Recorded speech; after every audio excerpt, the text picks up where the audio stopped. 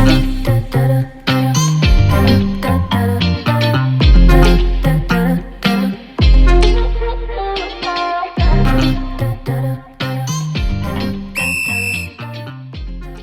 guys, it's your co-host Mira Janine, and it's your other co-host Sage Branch, and this is Behind the Bulldogs. Today we have two very special guests with us, Damar Harvey and Shamar Session, who are from track and field, and we're really excited to dive into their life as an athlete here at Asheville.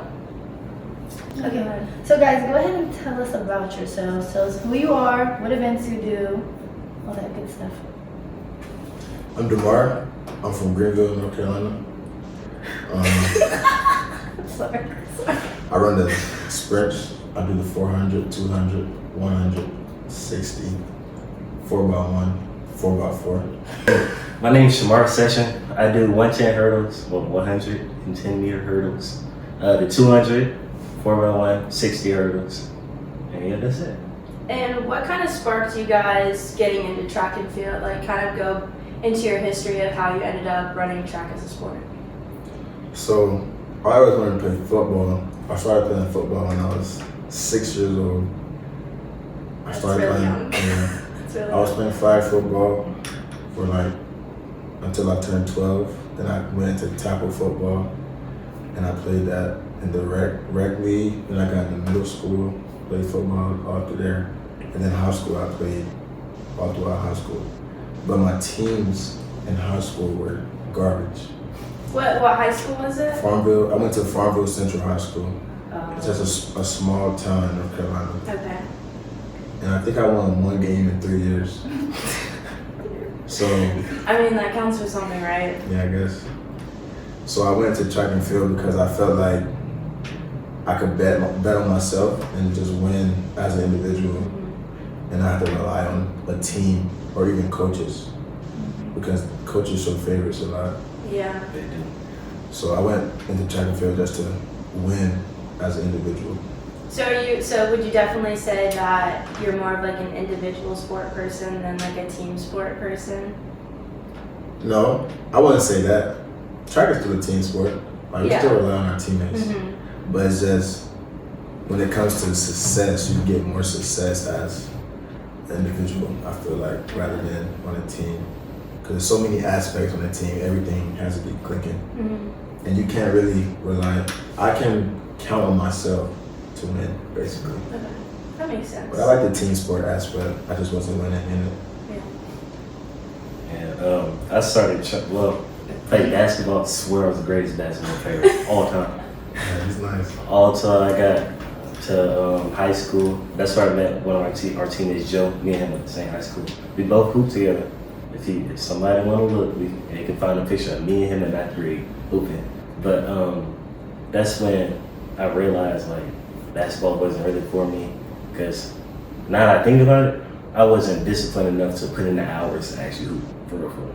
And then my sister, that's when I think she started track when I was like in 8th grade. No, she started when I was like 6th grade. She from New Orleans. She went to Edna Carter, and she was winning state championships over and over again. I'm like, man, meanwhile I'm over here just trying to get play time with basketball. She out here winning championships, showing me her rings. And then sophomore year, I was like, and then my freshman year, that's when she started college. She went to Southern. It's a D1 school in Baton Rouge. And I was like, man, my sister D1. I gotta be decent at track. I've always been the fastest kid. I never lost a race in elementary school. And I was like, let me try it. I tried it. And I was actually having fun. Like, when track, like, before my sophomore year, it was like fun. Like, I didn't have to worry about time, place. Yeah. Like, am I gonna be on this relay? I was just out here just having fun. And then that's how I got into track. I just started doing it. So would you say your sister was like your inspiration? Oh, number one, she knows. That's the number one reason why I'm doing track right now. Did you think that you were going to play like track in college? Was that like kind of an end goal for you, or did it kind of just happen? Nah, I really didn't gonna be 100. I didn't think I was gonna go to school. I'm not gonna lie, because I was like so lost at that time. So I'm thinking like, I'm not going to school, so I'm just doing it just to do it, to pass time, not get in trouble. Yeah, that's why. You're gonna be a regular civilian. If you did Bro. that, think about what you would have missed out That's on. bro. I was gonna That's be- what I'm saying, I was bro. gonna be- That's what I'm saying, bro. Life would have been garbage. Right, it would have been a crazy Canada then. I probably been in the army if not, because my cousin swore I was going to the army, because he was an army recruiter. Oh my. I was gonna be at ECU. ECU? Yeah, I was filling out the housing application like right before I saw an old email from a coach at Pembroke, my first school that I went to, and I seen it. It was like 2 months later that he sent the email, and I never saw it until like in July, and school was about to start like the next 2 weeks. Oh wow. So I was getting ready to be just a regular student at ECU, but then he was like, "Yeah, you can walk on at that school," so I just bet on myself and just went there. That's awesome. It's nice that he still gave you an opportunity after Yeah. 2 months of not responding. I was gonna coach on the see. Some of the coaches be bitter, man. They be bitter. Yeah. I feel like recruiting culture now should be more of like text and call rather than email, because I swear I don't be checking my email all that often. Yeah, I think it is. Well, I think once you get in contact with them through email, Yeah. then most of it's phone and text, at least for me. Mm-hmm. But even with like filling out the track questionnaire, you like provide your phone number, but they'll still email you. Yeah, I don't know. So It'll change. I never check my email. My high school coach told me that I got a number, or my coach is trying to get into talk to me. I think it varies by sport too. I know a lot of like basketball and football players, they use Twitter a lot. Coaches meet them up on Twitter and stuff like that. I definitely do not use Twitter. Yeah, I won't either. Yeah. At least in the soccer world, like now, because you weren't supposed to like follow coaches or anything on Instagram, like coaches weren't allowed to like follow recruits or athletes or anything like that, but now they're like normalizing it to where you can like follow recruits and like teams now, because it's like where it's going now. So And I think that's a good idea too, because then they'll be able to keep up with their like Yeah. activity on social media and stuff like that. Because if you don't follow somebody, how are you supposed to know what they're doing? that's Coach, true. I mean, That's really true, honestly. Neil. Coach Neil makes sure he knows what Coach everybody's Neil. doing. All that, Coach Neil always on the Instagram. Yeah. Okay, let's talk about rankings. You guys ready for that? Yeah. Your rankings are good, guys. So you guys are ranked extremely high in the Big South. For the men's 100, DeMar, you're ranked second. Shamar, 200, first. DeMar, second. And then for the 110 hurdle, Shamar, you're third. With being so high on this list and with the amount of new people coming in or just people getting faster in track in general, is there a pressure in trying to maintain your spot? How do you guys stay level? How do you not get stressed or feel overwhelmed knowing that your position is not secure? That's a loaded question. For me, I always use it as fuel, motivation. One of the reasons I came to the school is because people were all, like the people here were faster than me. And I wanted to come here and get better and get fast with those people. So I just use it, I try to just use it as motivation to just keep working hard as I can, because like iron sharpens iron. That's the way I look at it. So I'm excited for a lot of the young guys that came to our team that are pretty fast, like Shamar. Shamar gave me a run for my money. Shamar is Wait, quick second. I never beat him in a single rep at practice. He gave me blueprint every single time. Never. Keep going. yeah. So it's like when you have people like that in practice, they really push you and keep you disciplined. And then other people in our conference, I think it just adds to the level of competitiveness and work ethic that we bring to practice, because we know that there are some fast guys in our conference and they're also working hard. So I just try to use it as fuel. What about you, Shamar? Well, last year after indoor, I was so focused on being the highest ranked because last year indoor I had an amount of success that I did not believe. I thought I was just gonna be out here just running and maybe a little bit faster, but I got really fast indoor, so I was like, I started chasing rankings. I'm like, I seen 29th in the country when I ran the time, and then And then I started falling down because obviously everybody's confidence gonna run. So I fell down like it's like 37 to 40, something like that.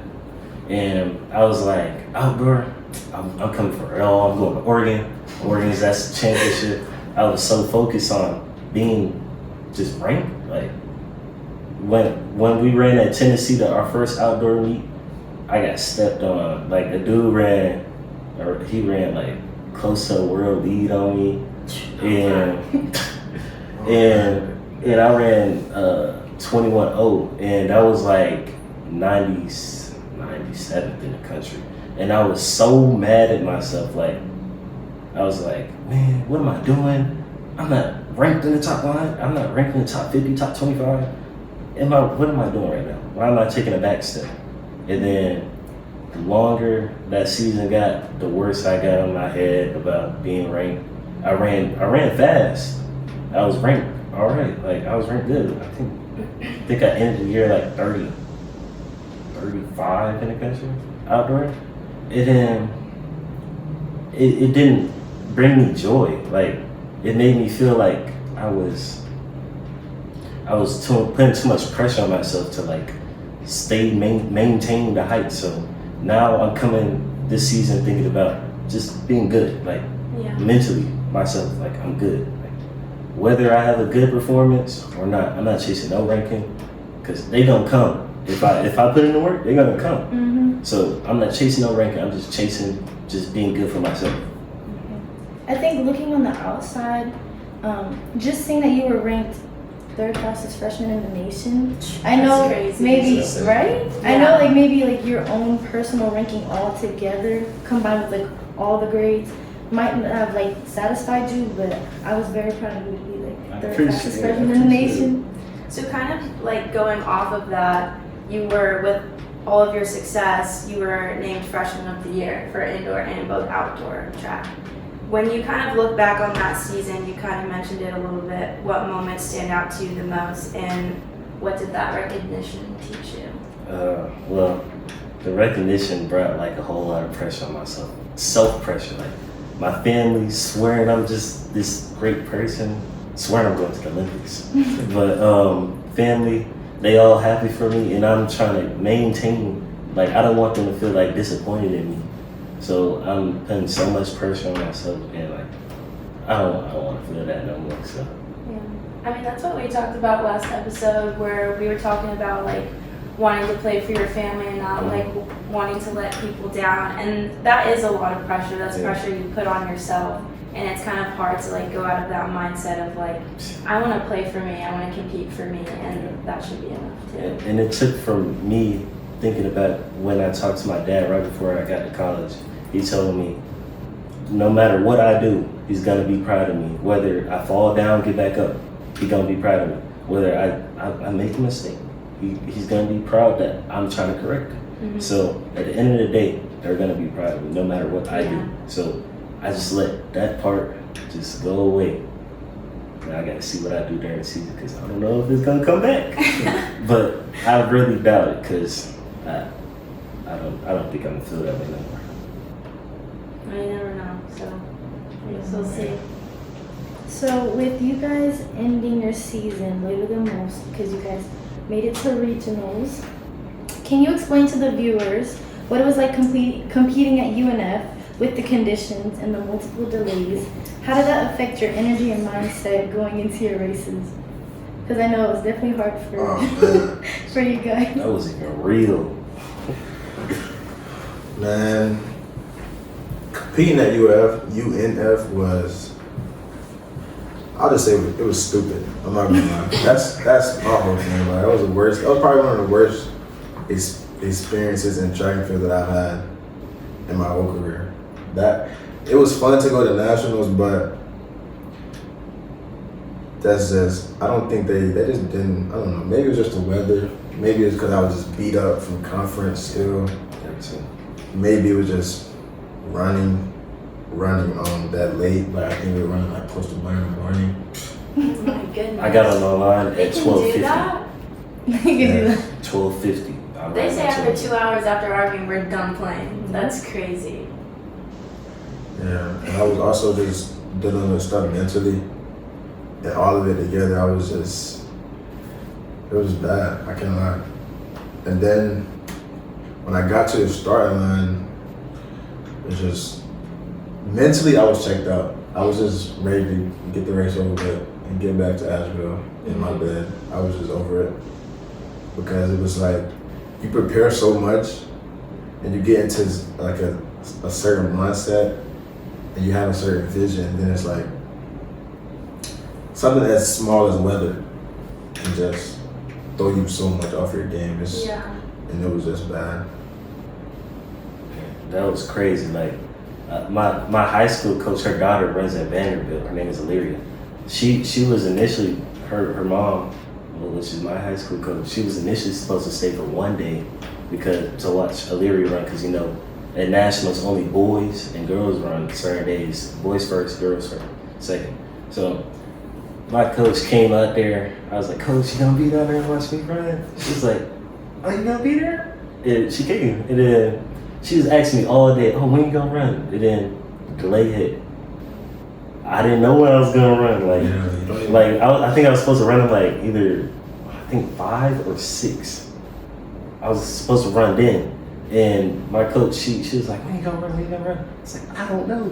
And then she asked our coach Neil, because she know her, and he was like, "You don't know yet either." And then we was at Chick-fil-A trying to get a little snack. It was like 9 o'clock. Always at Chick-fil-A. No Chick-fil-A. Then we got the heats. They pulled out the heats, and it said the 200 starts at 12:30 at midnight.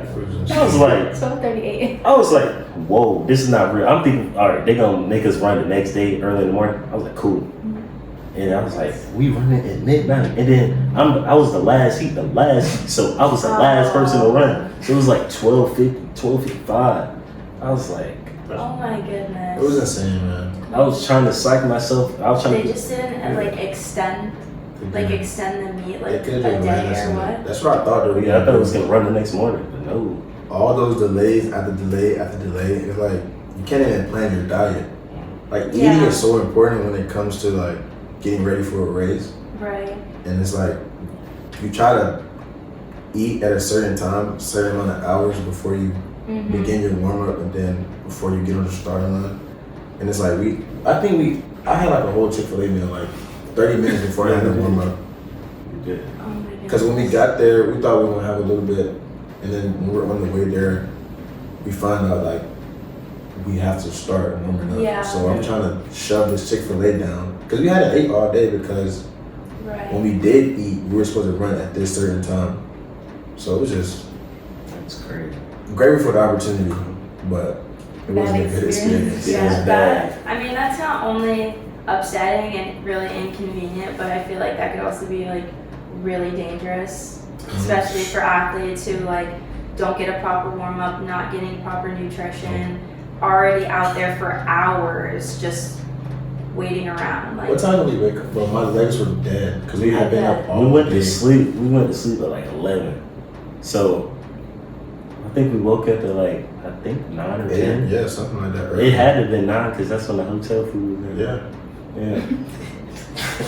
Yeah, it was crazy. Like I was trying to psych myself into like get back in that mode to like run. And then you're outside all day in Outside, that Florida, in the Jacksonville, Florida heat and humidity. It's like that sounds horrible. Yeah, he was finna die when he was doing the warm up when it was sunny out. Because like on a regular day, it's like 100 degrees there easily. And it's I moist. can never live there. Florida's like no, Please. I could never live in Florida. Man. It's crazy. I love food. I finished my warm up. Boy, I finished my warm up. I felt good, and I'm seeing all these big names next to me warming up right next to me. I was like, oh, They I go wonder to who it that. was. You see people who are like Olympians were there. Olympians. Really? Yes, Olympic I'm qualifiers, a fangirl so bad. Olympic I was like, men. can I get a It's picture? insane. Yeah, it is. Did you guys get any pictures? Oh, I'm not. No, No, What? we're not that They're not bad. fan base. Oh, okay, well, I am. Like, I'm not feeling that. I'm gonna be fan of. But yeah, it was bad, man. Like, I tried to get back in that mode. I thought I was, but I was really lying to myself. And then I sat down to get checked in, boy, I got sleepy. I was like, Yeah, it was bad. then I walked down the line, got sleepier, and I was like, oh, it's over. And then I was in lane 9 too. Oh yeah, you was out I was there. out there, so I was like, yeah, I'm gonna just chalk it up. I'm gonna do what I can, Chalk it. but it was over. Well, I hate to still be on the topic of weather, but I feel like I can't not talk about it. But just as far as like the hurricane goes, I feel like we heard a lot about women's soccer, men's soccer, and volleyball being displaced, but we haven't really talked about what you guys did as far as like adapting to the hurricane and what that experience was like. What happened? Shout out to Emery and Henry. Yeah. Shout out to Emery, man. Emery and Henry, if y'all see this, y'all are some great people. Thanks for the Appreciate you, hospitality. man. Great food. The hut was crazy. The hut was amazing. That was some good Breakfast, food. lunch, dinner. When the hurricane hit, I was here for like 4 days, surviving off peanut butter. That was all I had to eat. And then once I finally got service, like on the Sunday, I think You got service in Asheville? yeah, like a couple days after the Really? hurricane hit. But it said I had 3 bars, but 2 days after the hurricane hit, it was the weakest 3 bars in my life. It was not working. On everything I love, those 3 bars did not work. I didn't have anything.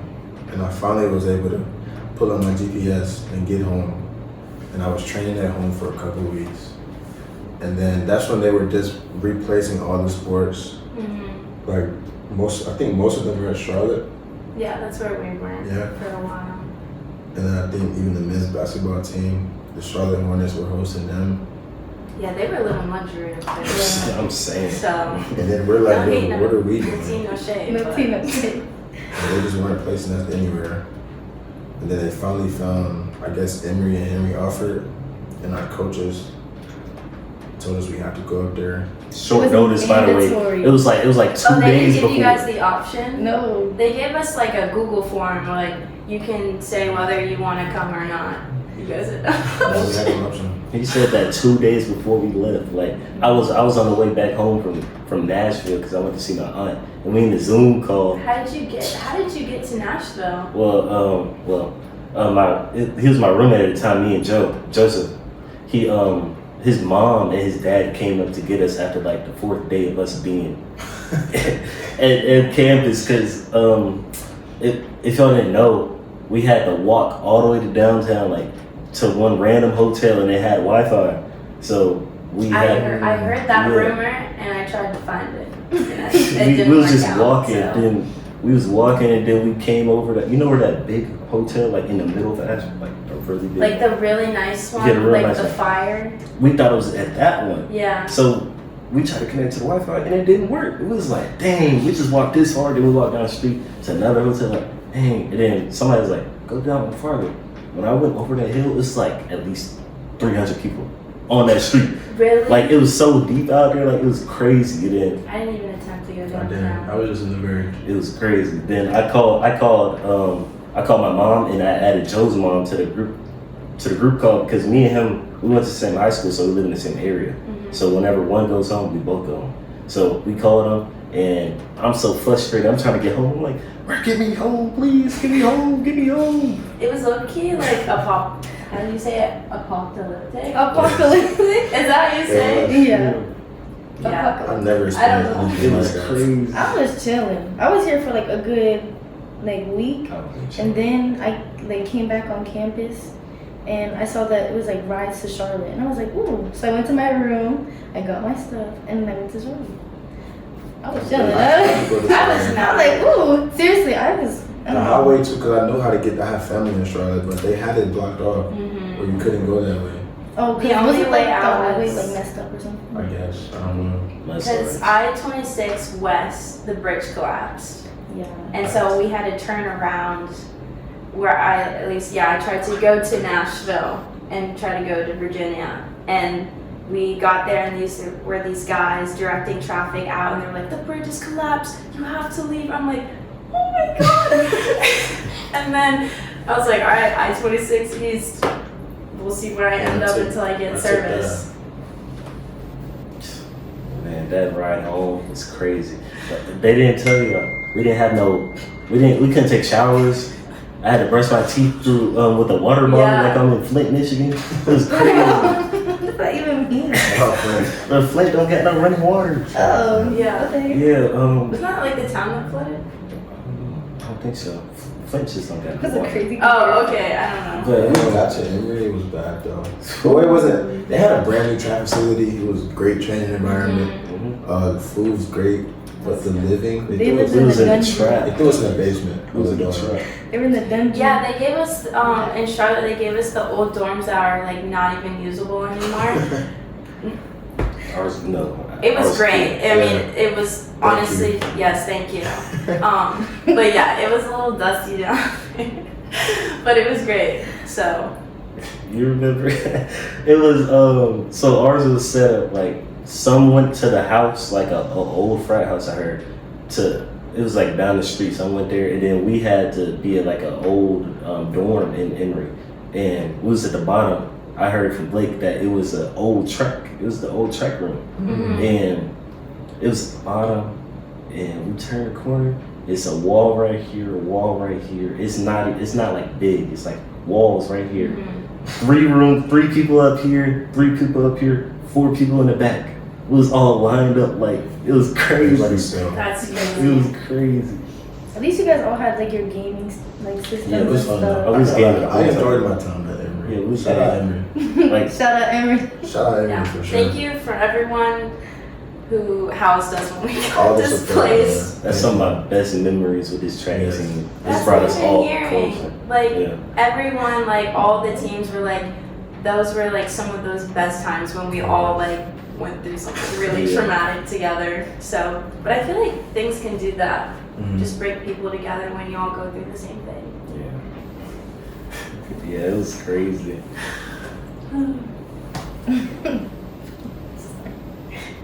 I'm thinking about Emery and Henry. Man. Oh my gosh. That was Crazy time. crazy. It didn't even time. feel real. And I feel like we left too early. Like, I wanted We to left stay. like as soon as we got there, like a week or 2. Because It they was said just- that the school wasn't gonna open back up until November, and I'm like, oh, I'm glad I brought all these clothes. I had like bins, like I had a bunch of clothes because I was able to go back home at one point, like go back to Yeah. Florida, and then I went back to Charlotte for my birthday and stuff, and then like that same night we drove to Emory, so I had everything. We And came back to all those Charlotte. outfits. Two duffel bags. That's all I had. Ooh. I had a container, I had 2 suitcases, a duffel bag, I had a lot of stuff. And I was like, bro, I didn't get to wear half my outfits. I was really upset. That stuff is fun though. That's some good memories. Let's talk about summer training since summer was like the last break that we had.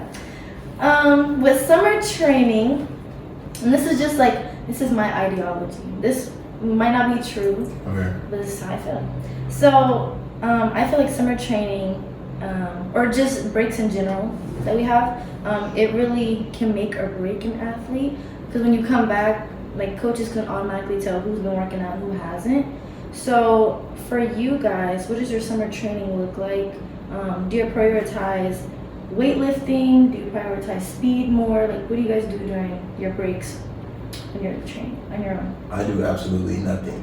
I'm Okay. gonna say that. Really? I thought you were gonna be a little bit more PR trained than that, but I guess You don't do anything. Coach sees this. I do absolutely nothing.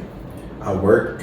I may go on like a little. I play like basketball and stuff like that just to get a little movement. But in terms of the workouts, I don't do them. But Well, you better not he's let trying to them flex see on this. us.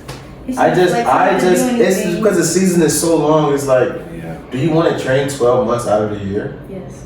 No. And That's then, probably why my knee hurts now. and then we finished in the beginning of June. Like it was like finna turn. It was like Like we May finished 31st. basically literally Yeah, like there. So it's like, do I want to get out of there and then? Yeah, they Two did weeks later. finish. Because you guys don't have like a preseason like No, there is no. like some of the other teams do. We're just straight to training, and you train until the season's over. What is it? August to May.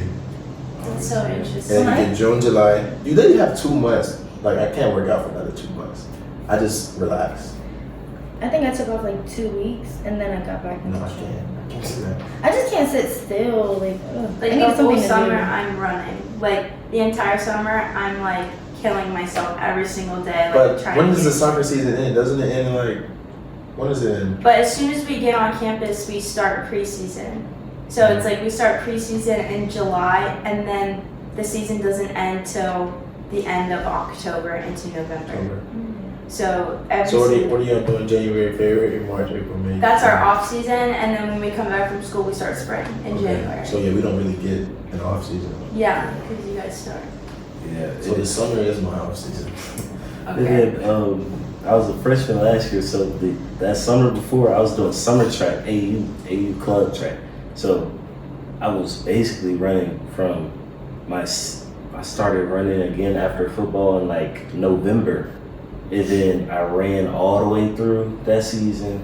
Then summer track, I had like 2 weeks off, maybe 3, before we started training again. So I started running again and running. And my body was so beat down before the end of that season. I took like I think it was 2 weeks, 3 weeks.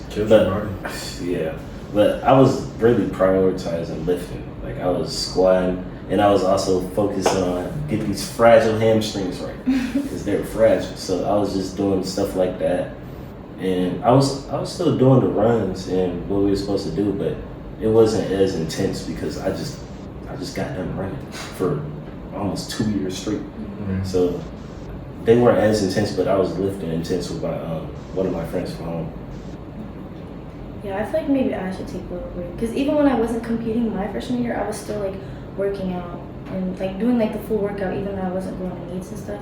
And then over the summer, obviously I do everything in the book. I don't know. Honestly, like I just can't. I don't know. I feel like I'm missing out if I'm not doing something. Yeah, I see what you're saying, man. I felt like that too, but I've been scared of that because one summer I was just not really focused. I thought I was gonna get left in the dust when the season finally came, but I've always just done good. So it's like I don't know. That's just my philosophy. Y'all probably shouldn't do that. Don't be like me. The breaks that count though, Thanksgiving break and Christmas break. Yeah. If you ain't on it, you lost. Those are the breaks where I'm like, Lost. I literally would Yeah, never miss because our a season workout. starts like right when we get back. We don't. I remember we got back last year. Like it was like first week of January. It's like January like 3rd or something. Yeah, and we took the pictures, took media day pictures, and it was at the meet the next day. No, it was the bus version. I took a bus. Yeah, we took the bus version. Yeah. So you got to be on it because indoors right there, so you got to be on it right then. Yeah. Because you're gonna be fried. Like you gonna wonder what you doing here. Like That will really determine your season. That winter break will literally determine your whole season. Yeah. And it's so much time too, because I feel like we're home for like a month. Mm-hmm. I have the most fun. When we have to go home for long periods of time. Oh my gosh. Okay, this is gonna be my last question because we're kind of coming up on our time. But kind of coming into college, every freshman kind of goes through a bit of a culture shock. So, what life changes what was the transition like for both of you, and how did you adapt to a new environment and team culture? For me, my freshman year, athletically on the track, I did well, but that was the easy part. I just went there and was just ready to work because I felt like I had a chip on my shoulder. I just went out there, worked hard every day. That was the easy part. The hard part for me was academics. I did terrible. oh my god, you not lying. I did so bad. It got to a point where I got put on academic probation, do y'all know what that is? Yeah. Yeah. So I got put on Like coming in or like during? like after my freshman year, I was on Okay. academic probation. Mhm. And then my sophomore year, it just got even worse. And then like I violated the academic probation, and then they just took my whole financial aid away. So it was just no. They took it I was on academic probation after my freshman fall semester, Mhm. and then my sophomore year, that's when they took it. Like after not sophomore year, second semester of my freshman year, So spring semester, they just took my financial aid away. So I had to like appeal it for my next sophomore year, Yeah. and then I did decently, but I still wasn't really. I was just floating in that 2 range. Yeah. And then that's when I decided to just transfer. From Pembroke? Yes, from Pembroke. Okay. Yeah. Then I came here. I'm actually doing way better. I guess it was an environment thing for me. I was like partying a lot, playing video games. Yeah. You know that just not focused. They say you have your social life. What is it? Social life, academics, and what else? What's the third one? It's athletics, right? Athletics. Yeah. I was focusing on social life and athletics. So once I prioritized those more, my academics dropped tremendously. Yeah. I feel like a lot of people don't talk about this because I also struggled with that my freshman year because you're on your own, like you don't have your parents. Yeah. It's all you making the decisions. You meet people, bad and good people, and some of those people you might not even be friends with anymore. And it's just all those things, and I feel like it really does contribute to how successful you are your first year of college, and it's a very real thing. So I just have to learn discipline. Yeah. It's like you just have so much free will in college. It's so easy to just not go to class. It's easy to not do homework. It's just easy. Yeah. It's just so easy, but I think you just have to learn. You just learn as you go. Some people can be more focused when they come in. I don't know. I just wasn't disciplined enough when I first came to college. yeah. Like, now I understand why you always so hard on the youngins. I got you. In my class, because I swear, Because every you young... learn, I know how it is, like man. It's easy. It's literally, bro. Failing is the easiest thing to do. I know. Like it's the easiest thing in the world to do. Like not going to class, it's easy. It's easy to just do the wrong thing. Because your parents don't know what you're doing. Yeah, For it. exactly. You can lie to your Like- parents. because you're on your own. Like you literally have nobody. There's nobody there, like holding you accountable. It's literally just yourself. So. Yeah, I had a similar story. How was your freshman year, Shamar? Let's hear about it. Let's go down the line. You know how it was on the track. You're the GOAT, man. I ain't go. They gonna build you a statue out there. Well, I said that in the last interview I did with you.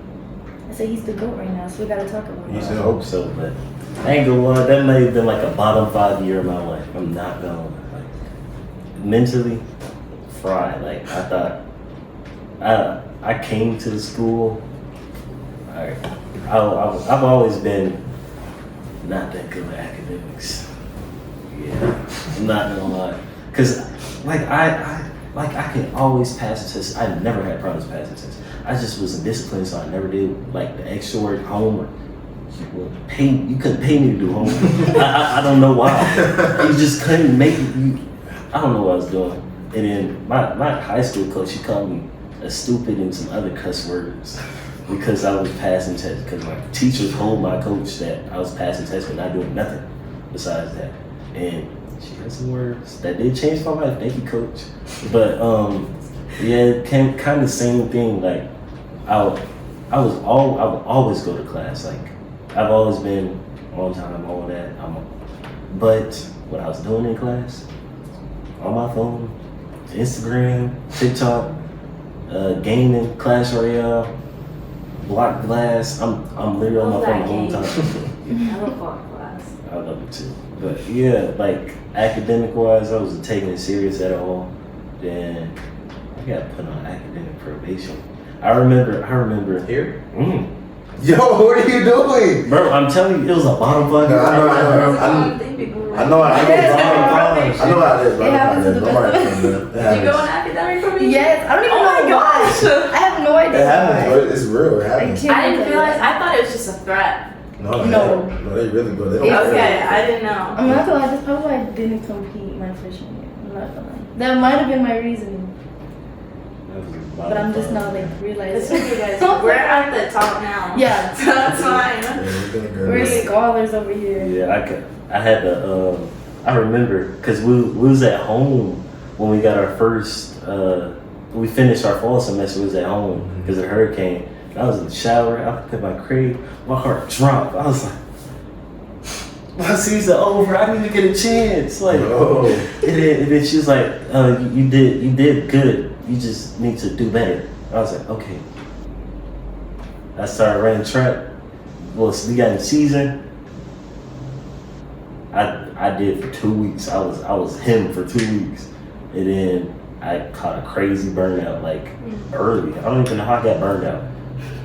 Maybe I was just lazy or something, but it was just like that's another thing that added the stress too. Because I was like, man, I'm a cone in the classroom, and I'm supposed to be this great athlete, and I just can't get my academics right. All right, man, that's crazy. And then I talked to Coach Joel about it. He was like, he wasn't really like tripping. Like he wasn't like giving me like, he wasn't being like stern at me. He wasn't like frustrated at me. He was just like, just do what you need to do. Like you didn't have success on the track.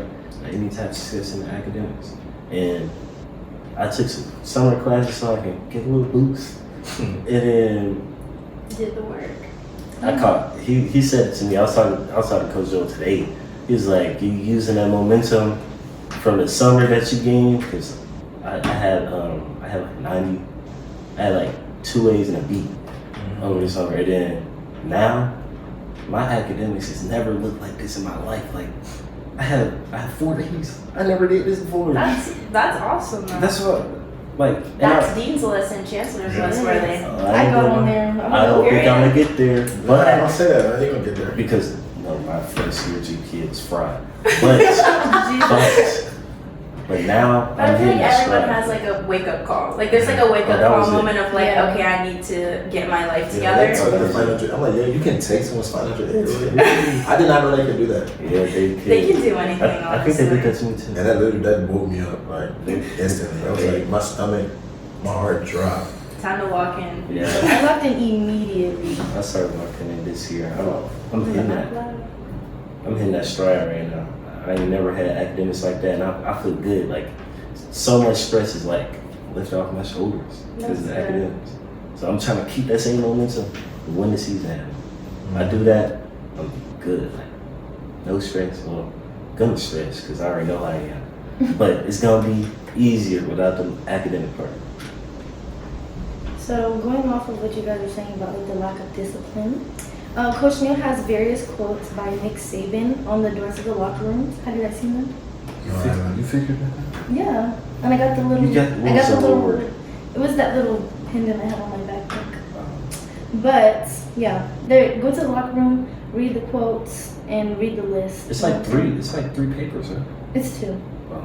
but it's like a whole list of things. What are they? So on these papers, they have the 5 points, enemies of greatness, and they include entitlement, lack of discipline, circumstance over vision, self-pity, and complacency. The quote at the top, that was, the one we have to know, it reads, if everybody doesn't buy into the same principles and values of the organization, the same high standards, you will never be successful. What does this quote mean to you guys, and why is it important that everyone buys into the program to reach the ultimate goal of greatness? Would you like me to read it again? Okay. That was a good question. That's a good question. You're welcome. Please read it again. Okay. Okay. Maybe just like The quote reads, if everybody doesn't buy into the same principles and values of the organization and the same high standard, you will never be successful. Then my question was, why is it important that everyone buys into the program to reach the ultimate goal of greatness?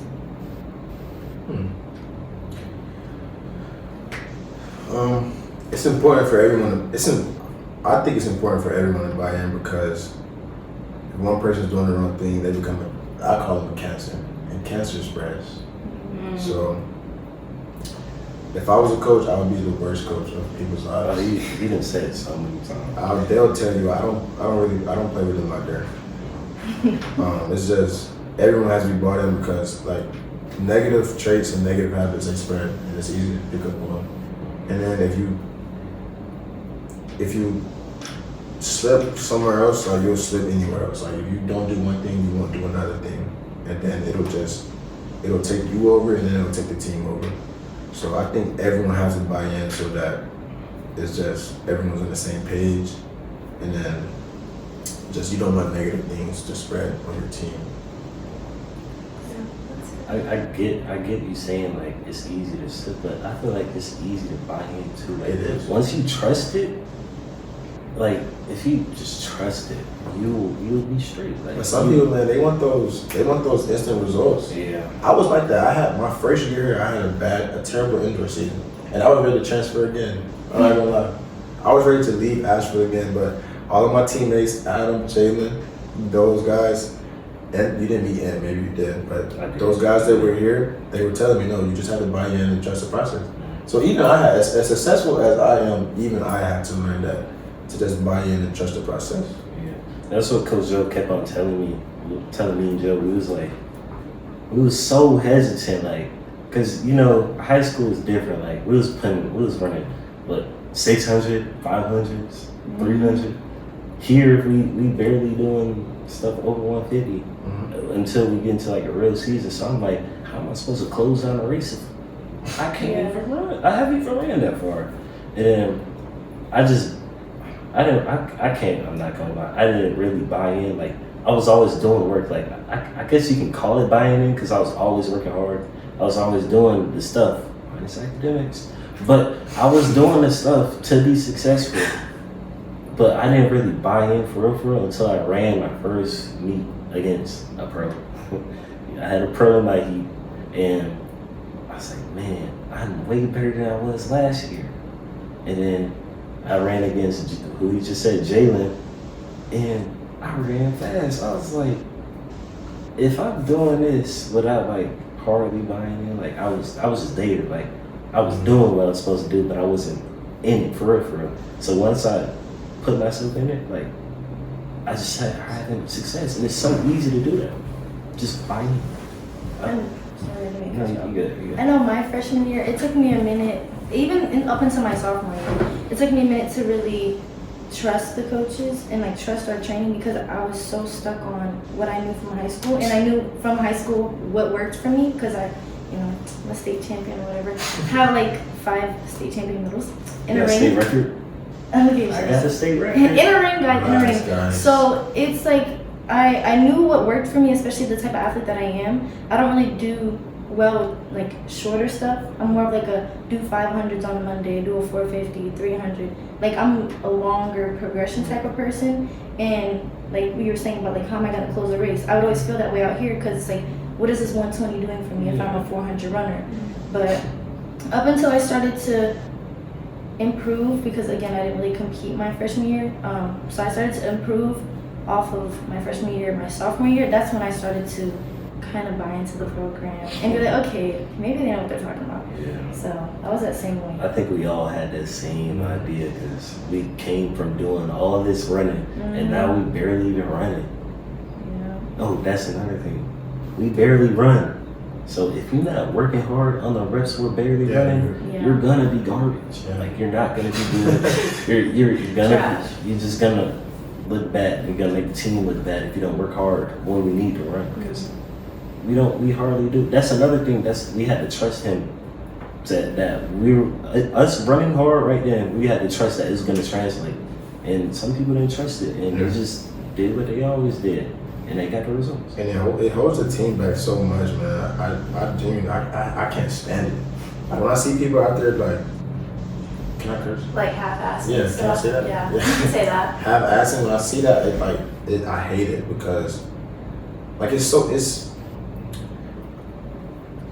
simple. Like, coach doesn't ask much of us At all. So it's like when I see those type of things, and I know it really holds the team back because as competitive as our conference is, like we need everyone to perform. So it's like, and they may not feel that way. They may not feel that they're as important as they are. Like their work matters. Yeah. So it's like you need everyone on the same page. But at the to be same successful. time, that like he was saying, as a cancer, it makes other people not want to work hard. I've seen it like the most in high school. Like people are just running off of pure talent. Like they just good, and they friends falling behind them, thinking like, oh, I'm gonna be fast because. And the people that run off of pure talent, they good. Well, high school good, but the people that's not as good as them, just they're cones. Like they're just not fast. and then they wonder why they get them results. Like, just work hard. You can't follow everything other people do. That's why it's just cancerous, like I was saying. Yeah, that's another pet peeve. I tried to do the leadership stuff. I'm finna start doing what he doing. Just be quiet, cause it be irritating my soul. I'm not even a coach. Yeah. But I feel like Demar's pretty vocal though, especially in like what he wants with the team. Like at the end, you know, he gets a little loud with us, and he's like, "If you're not coming out here working, you're not a dog." Bro, I've never said that. He said one time to I did have, especially since you guys are older. Like, we need to have, especially on any team, need to have those voices. Yeah. To just like, you see somebody like, hey, like, you're not working hard. Yeah. I mean, I've done it. Like, I get in trial period. Not gonna lie. I was trying to hold some people accountable. Like, I understand, like, it's a shift, but if you're doing the same thing over and over again, and somebody's critiquing about it, you need to at least try to do something different. Mm-hmm. But I've been to that Big South Leadership Conference. You have to go. Yeah, you told me. Oh, you were there? Yeah, I've been there twice now. Oh, that's And cool. even when they send me to like the national one for the whole Division One in this November. So I've been learning a lot about leadership. So I'm just trying Awesome. to just bring that to my team and get everybody on the same page. Because you need that to be successful. We're gonna go ahead and close out our interview. Thank you so much, guys. Everything you said was very in depth. That's exactly what I wanted. Yeah, Thanks. and really real. Thanks for keeping it real, because No I problem. feel like a lot of these topics people don't really talk about, especially like the academic probation and like not being focused your freshman year. That's pretty real. So we thank you guys for I don't coming think I on. told anybody that. I didn't know you were president, man. Well, now the whole world knows. I was trying to tell you. Our Tell 2K you. viewers, we just, you know. So thanks guys so much. Thank you.